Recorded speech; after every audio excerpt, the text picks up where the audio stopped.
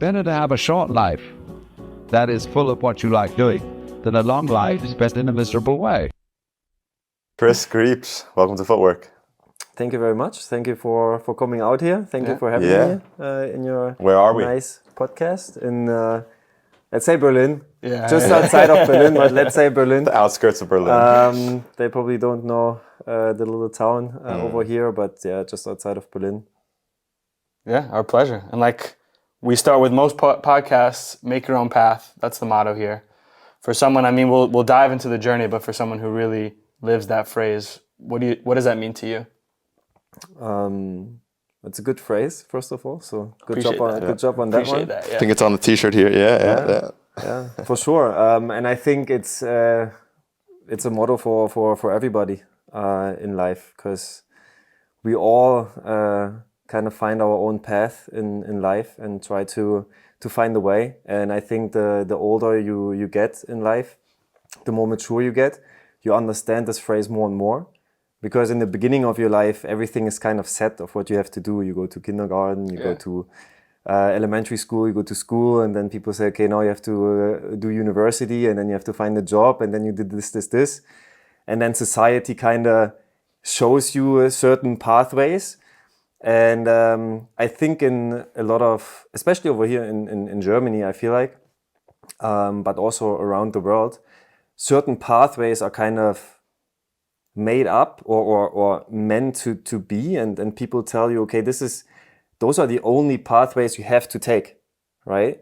And you kind of go with it because people tell you to do it, not because they mean it in a bad way or anything, just because they maybe sometimes don't know better. It's predictable. It's predictable, and it seems to be more safe. They say, okay, there's a pathway. We know it could work. Yeah. We know it works if you go to school, if you go to university, if you do this, and this, right? If you find a job, if you I don't know, invest your money or whatever, right? And get a family and all of that, right? But there's so many pathways that you could choose for yourself. And a lot of people, I think, they don't choose these pathways just because it's not in a comfort zone, right? You have to do something that maybe nobody else did, and you never have a guarantee if it's going to work out. Nobody has, right? Even if you go the pathway they tell you, they also don't know if it's going to work. But it's maybe more likely that this will work. And but at the end of the day, what's really important in life, or what is life for, right? And I think you have to be happy in life. Yeah.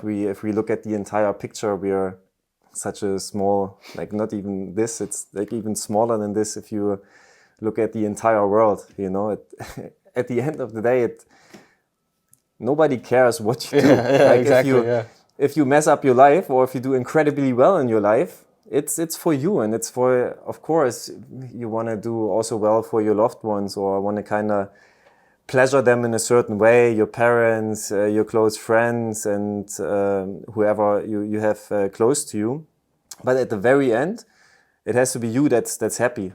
And I think the sooner you understand that and you go for it, the better it's going to be, and not just for you, also for everybody around. Because when you are happy and when you're becoming a certain character, you can give back to others in a much bigger way than they even thought you could have in the first hand. Yeah, totally. So I think, to make it short, make your own path. Just find a way that makes you happy, and everything else will follow. We're going to cut there. And we're good for the day. That was a deep answer, and I have a lot to ask. We'll come back to that. But before that, a brief background of you to give the audience, our listeners. Who are you? Where were you? And where are you going? All right. Well, I'm Chris Griebsch. There you go. There's a correct pronunciation. Correct is Christopher Griebsch. There you go. That's a very German way. I was born and raised in Germany, actually just an hour north of Berlin. My parents moved pretty early when I was 4 years old to a city called Roßlau. It's an hour south of Berlin. And I was there going to elementary school, started playing soccer when I was 5 years old, just as almost every little kid in Germany.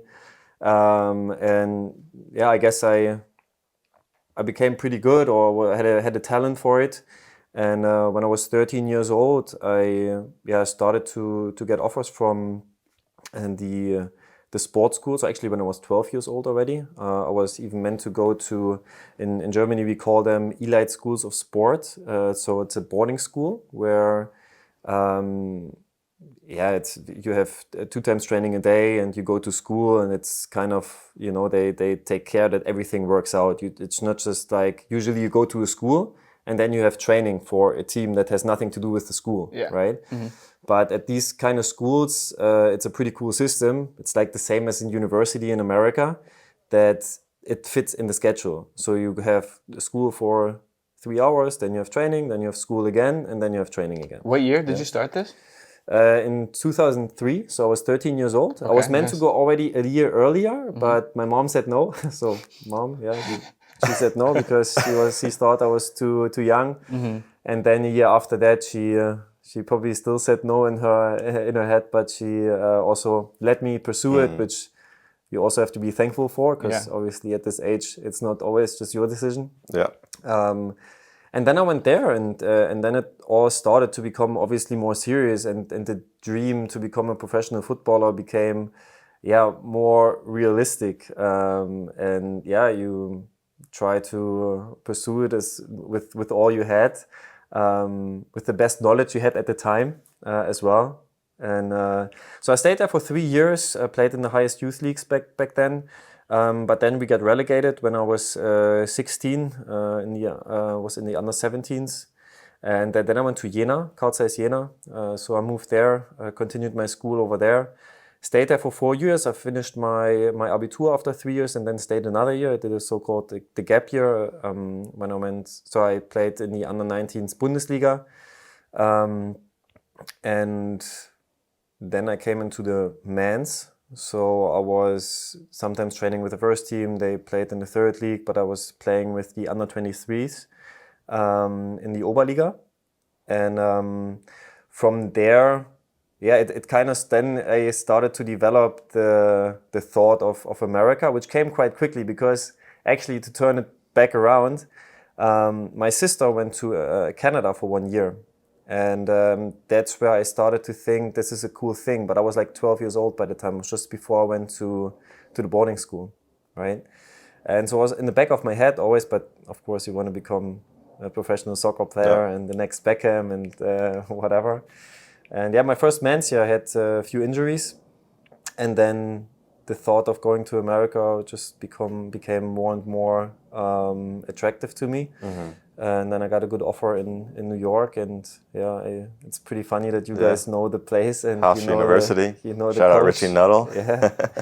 And shout out to Richie Nuttall, who got me the opportunity to come to America. So I stayed there for 4 years and did my bachelor degree in New York on Long Island. Then after that I went to Cyprus to play there in the second league for Kamyotissa, which was also a nice time. I was hoping to go to the MLS back then, but also injuries at the wrong time, and at the end probably wasn't good enough too.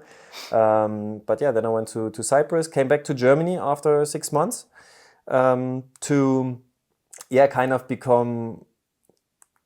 Now we go back to make your own path, right? So when I think back, it was like, okay, I went to Cyprus, I had a nice life, playing second division and all of that. And after 6 months, I was like, oh, everybody else, is working on Wall Street, making good money, doing this, doing that. What am I doing? Like, I train like once a day, sometimes twice a day. I go to the beach, I enjoy, I relax, I make a living, but I don't make enough to, be set after my career. And I was realistic enough to know that I won't make millions with it. So I went back to Germany, got a solid job. Got rock solid job. Got a normal income, played on the side in the Oberliga a little bit. And after a year, I was like, I guess this is not my path. I just can't do it. I was not happy with it. And I went to Australia.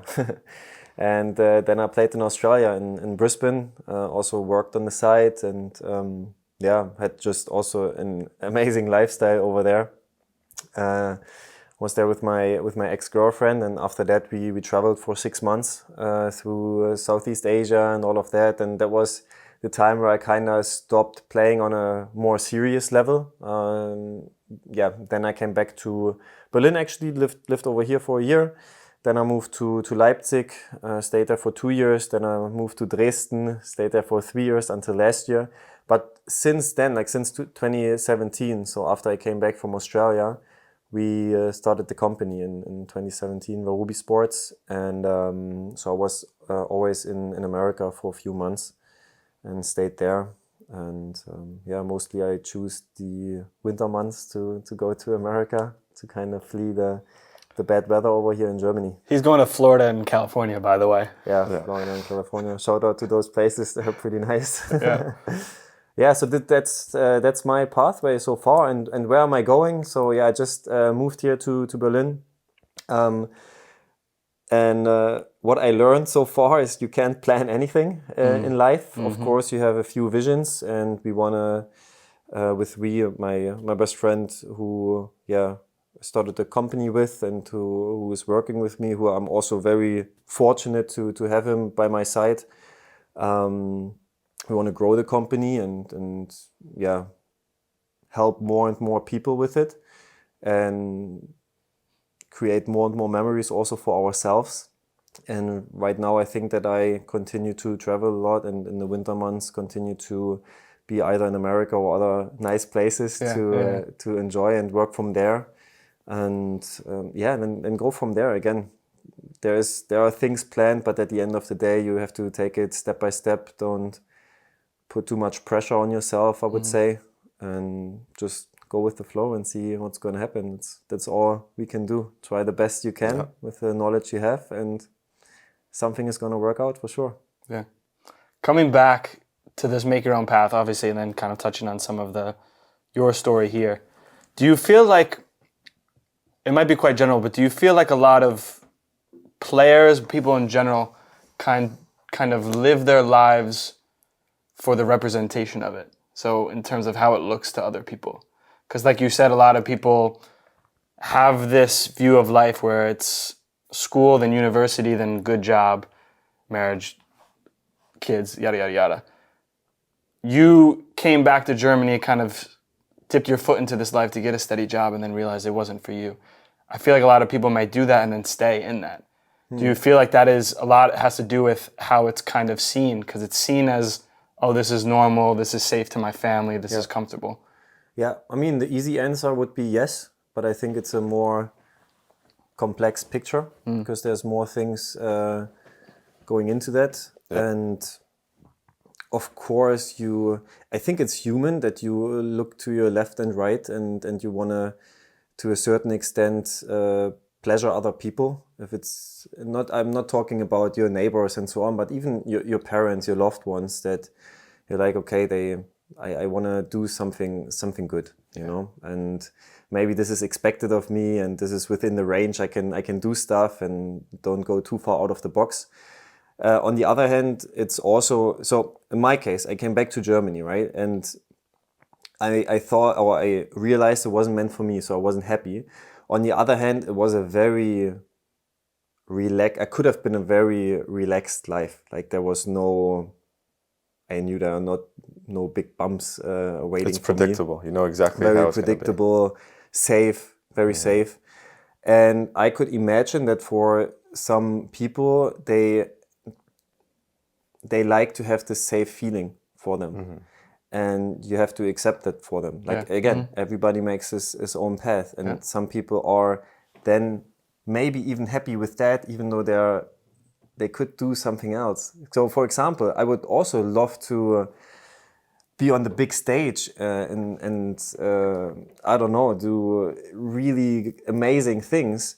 But I also know what kind of work you have to put into it, and what kind of obstacles you have to overcome to get there. Yeah. And then you have to ask yourself, do I really want to overcome all these obstacles? Do I really want to work 24/7 for the next 5-10 years and maybe leave aside all the other things that also make me happy? My private life, when I go travel, when I spend time with my family and all of that. So I think you always have to find the right balance of it. And this question, everybody has to answer for themselves. Like I cannot answer for you guys what you guys want, the same as you cannot answer for me what I want. Right.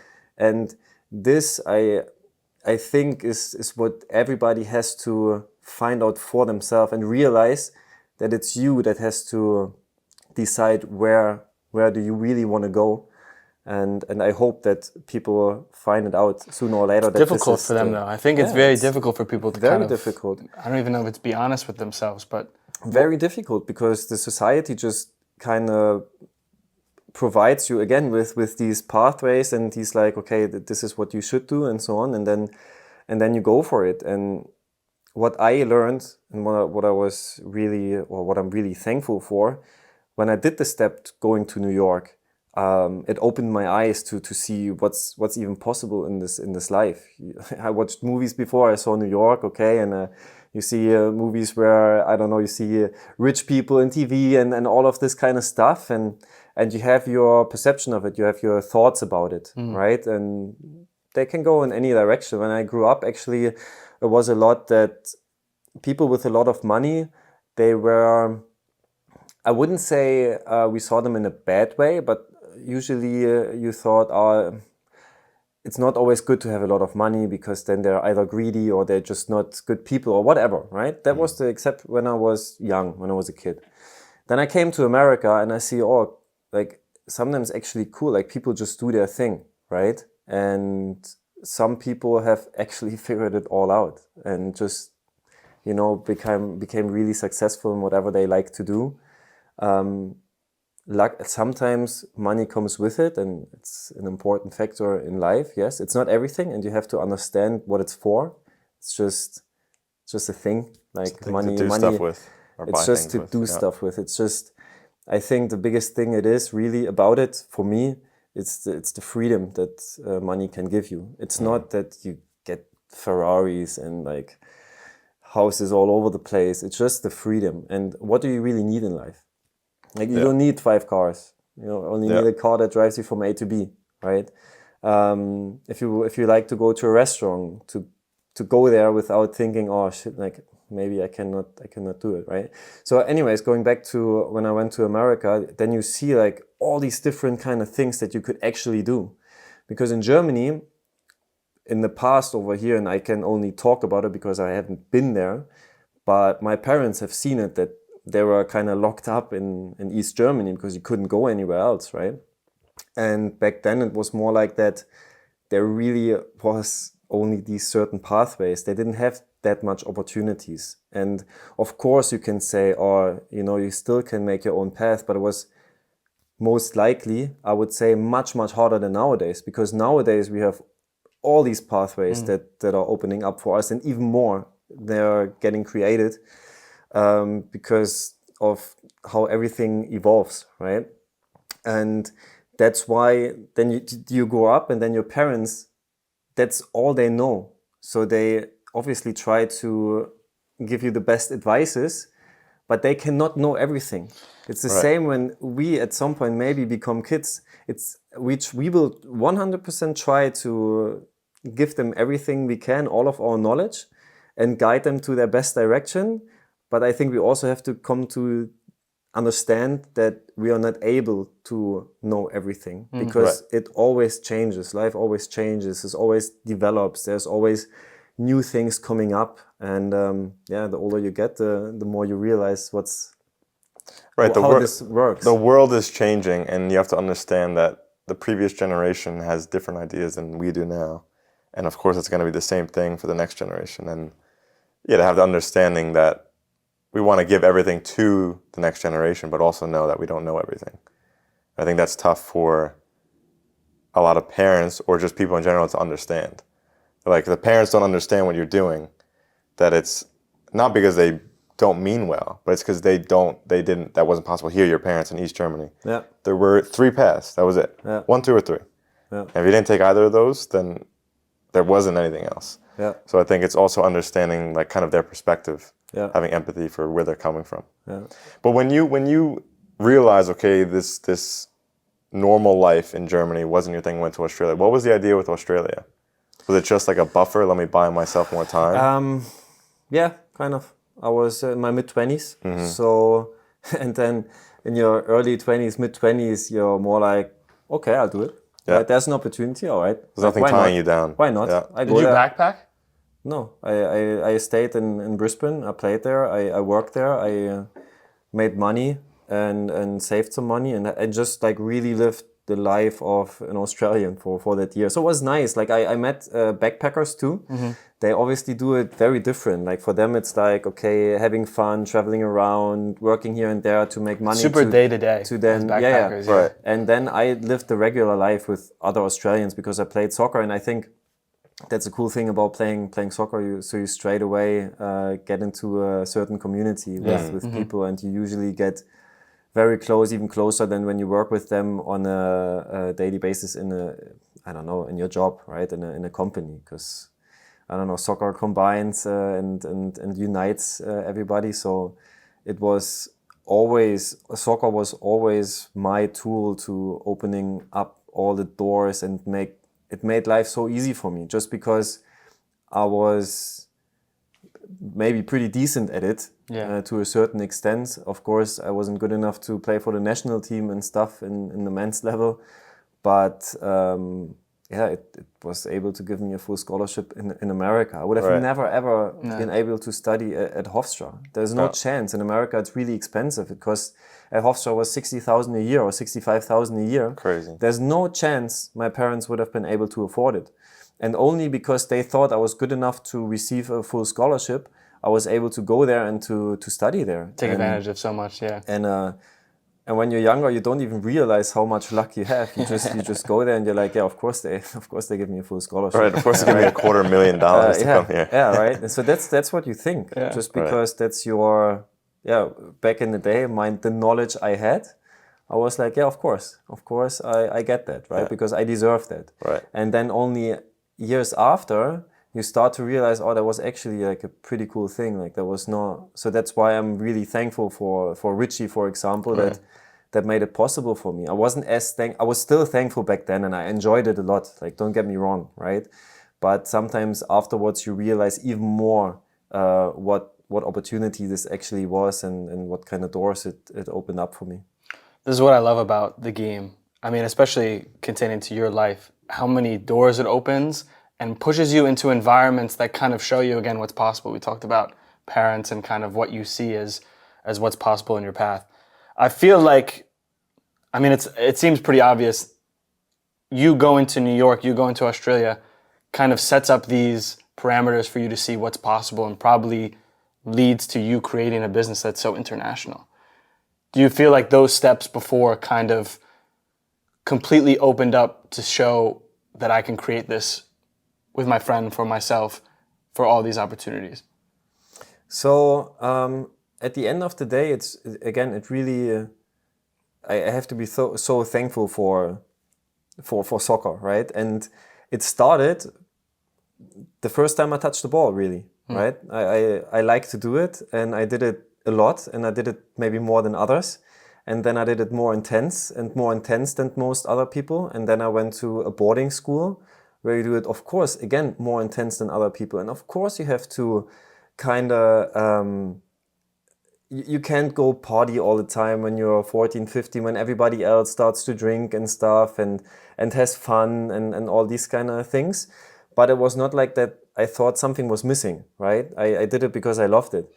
But it was also hard work, yeah. And of course, the goal was to go all the way up there to the first Bundesliga and to the national team and wherever, right?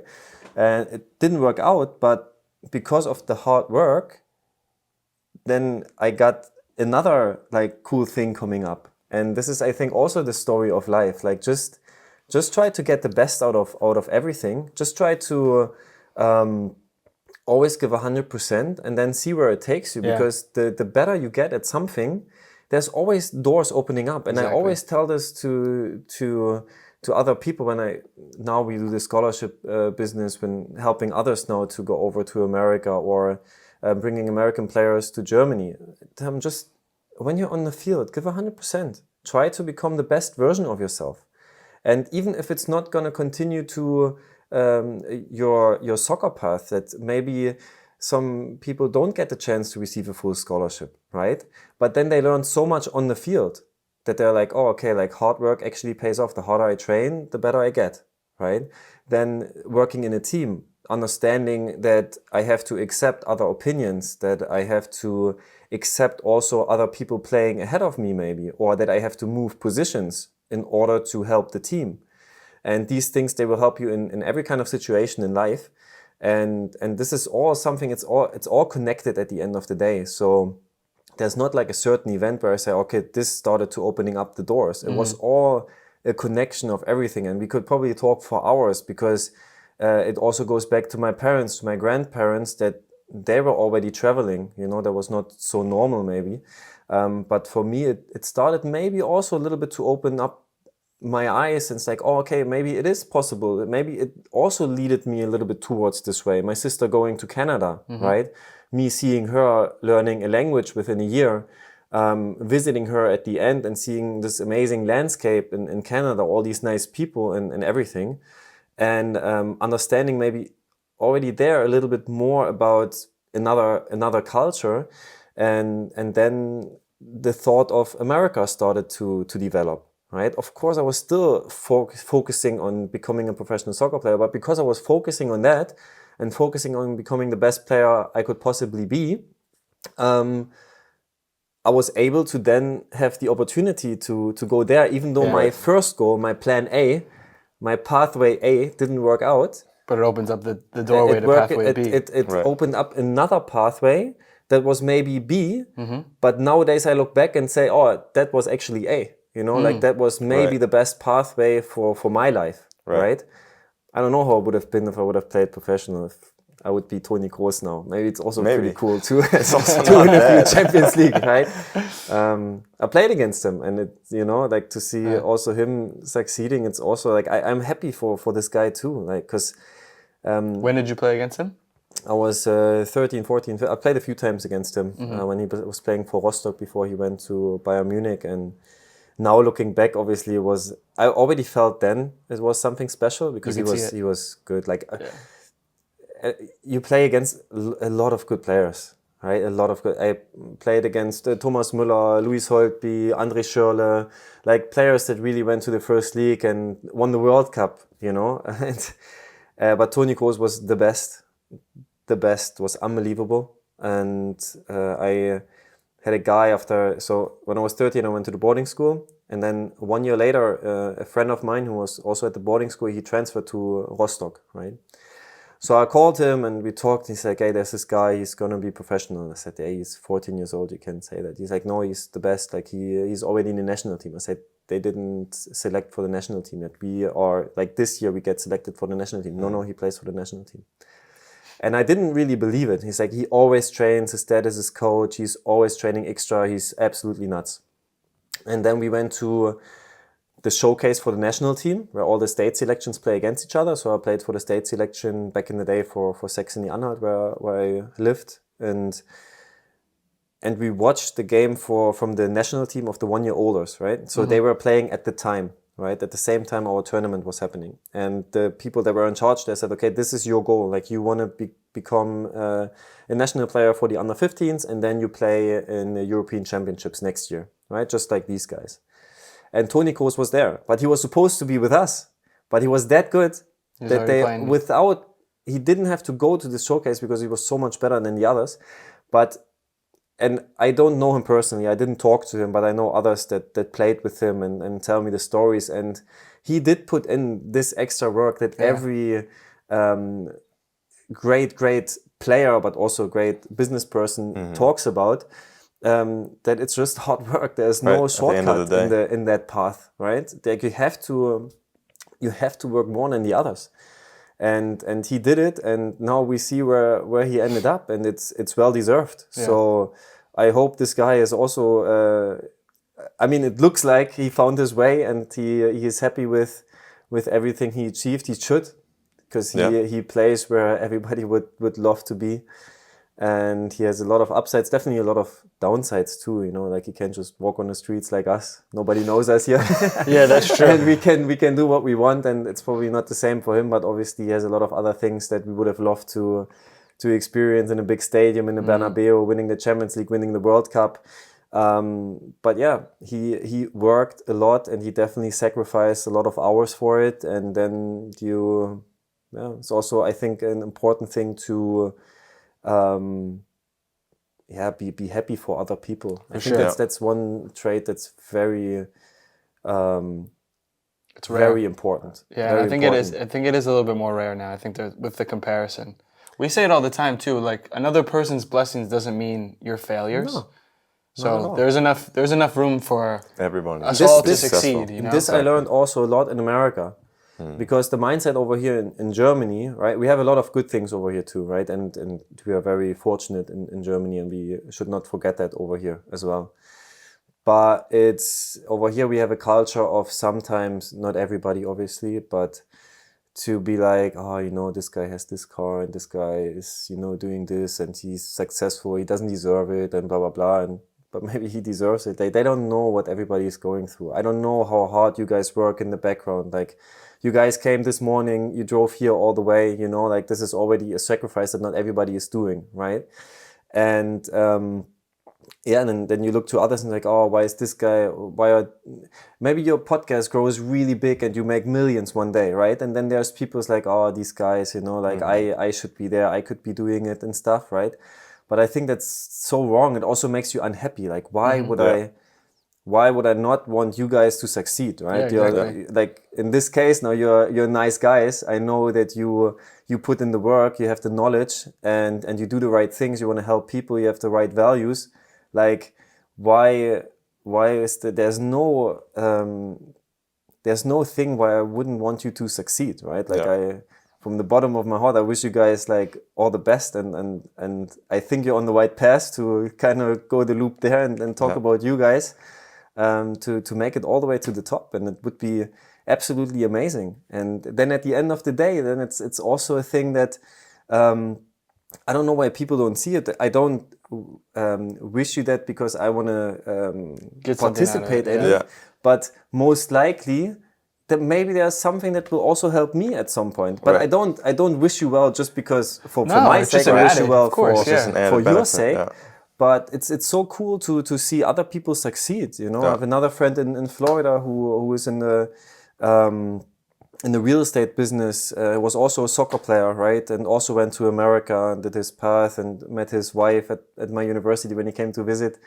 And we were at his wedding last year, and he sold his biggest house now, his biggest achievement in that area now. And he's growing and growing, and he already is in a certain extent, exceeding or surpassing me in, you know, like money-wise and whatever. But I'm just happy for him. You know, it's nice. Like, he puts in the work and so he deserves it. So it just shows you too, like, that it's even like it's possible for you. It's possible for us, especially if you know someone. We say that with football players. That's the thing it comes down to at the end of the day. It's like if you see someone you know personally, or even if you don't know them personally, you see them succeeding, and say you don't think that maybe you guys are on the same level. If they're succeeding, we see it as, and I think you see the same way, that, oh, that means I could do it too. Yeah, for sure. This player is playing here, oh, so can I, because I played with him here, I played with him at this level. Or this person's succeeding in real estate, oh, that means if I get into real estate, I could also do that. Yeah. Versus, if you don't have the self-confidence, why is he playing there? I'm better than him. Yeah. Because then I think it's just a reflection of maybe something inside that's not as confident as what you think you are. And I think that's maybe the difference where it is. It's always a matter of mindset, because we could also look at it now, or with him, I could say, I'm jealous, right? Yeah. Like, it sucks. Like, why is he doing so well and blah, blah, blah, and all these kind of things. Why? Like, I can learn from him now, right? I can ask him questions. Maybe I have a question about the topic. And he would be a great person to talk to. And also with other people that I know that are working in complete different fields, right? We can always help each other out. Right. And everybody says it all the time. It's vitamin B. It's like who you know, right? And I think people understand who really means it and who doesn't mean it, right? Like who do you think is also there for you if you're nothing, right? If everything goes down the drain, or just in the complete wrong way.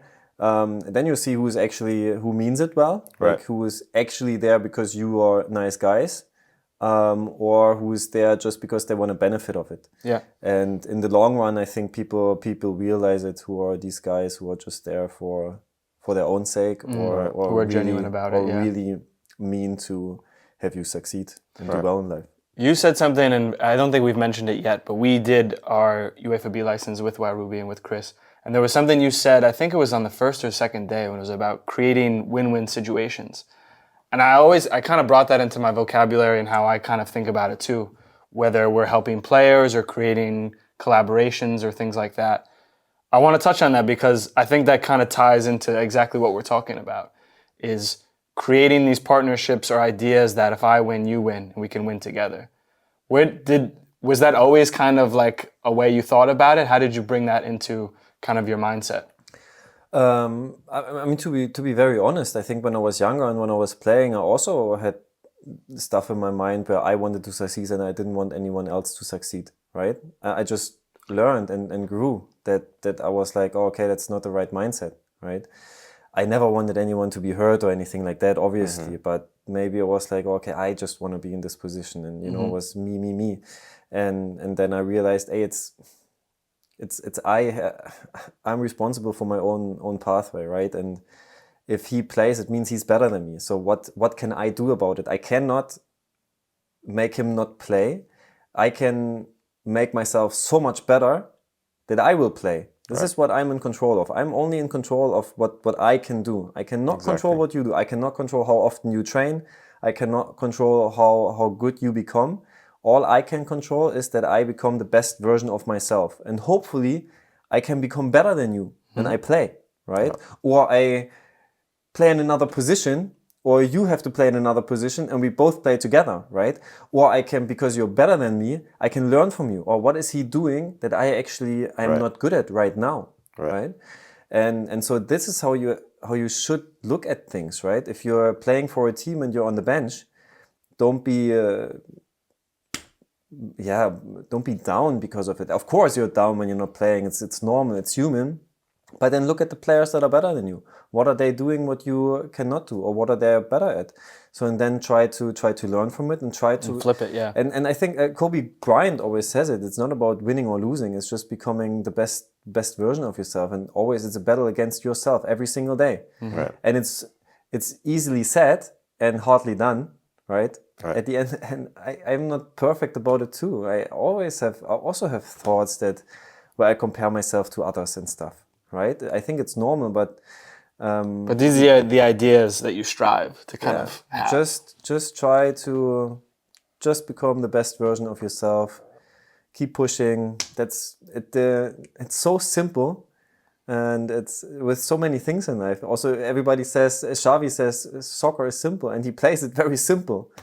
But this is the hardest way to play it so simple. Yeah. Right. And I think it's the same with life. The values are so simple. So simple. Hard work, good values, all these kind of things. And then most likely you will succeed. Of course, with coming along with a certain fortune or luck you have with your health and all that kind of stuff. Like some things you can control, right? I mean, look how lucky we are that we're sitting here. Like if you go really deep again, like the chances of us being alive is like literally zero, right? It's much more likely. Way back, deep. I mean, it's much more likely that we win the lottery, right? And then on the other hand, being born in a country that lets you do everything, right? We could be born in a country where you could be in war right now, right? And we every day we struggle with something, right? Or complain about something. Because the coffee's not hard enough. Yeah, right. And how fortunate are we, right? So to do it, and we're still healthy. We grew up in families that let us like kind of pursue whatever we wanted to pursue. Like Absolutely. There's so many things we have to be so thankful for every single day, and every time and you still have days where you complain about the all coffee. The time. Yeah. It's human, but then you just have to realize, okay, like calm down, mate. Like exactly. Life is good, you know. Life is very good. I think that's the point of it, though. Is like you said, you're always going to have the moments where you complain, but just kind of striving to have that idea of gratitude, that idea of hard work, that idea of win-win situationships. Striving for that is what you should do, because we're always going to have the days where we complain. 100%. I wanted to come back to Warubi.